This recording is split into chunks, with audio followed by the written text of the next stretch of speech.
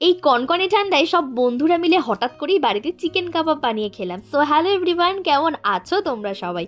দেখো, যা শীত পড়েছে, সন্ধ্যের পর তো আর ঘর থেকে বেরোতেই ইচ্ছা করছে না, আর সময়টাও একদমই কাটছিল না। তাই কৌশিক আর কয়েকটা বন্ধু মিলে ঠিক হয় যে আজকে সন্ধ্যেবেলা চিকেন কাবাব বানানো হবে।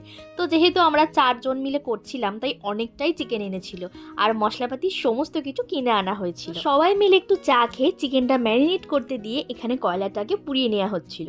জানো তো, যেহেতু খুবই ঠান্ডা, তার উপর ছাদে, তাই আগুনের সামনেটা বসতে কিন্তু বেশ ভালো লাগছিল। তার সাথে জমিয়ে আড্ডা, গান সব মিলিয়ে সন্ধ্যেটা পুরো একদম জমে গেছিল। যাই হোক, কয়লাটা গরম হতেই কৌশিক এখানে চিকেনগুলো রোস্ট হতে দিয়ে দিয়েছিল। সত্যি কথা বলতে, এরকমভাবে চিকেন রোস্ট আমরাই প্রথমবার ট্রাই করলাম।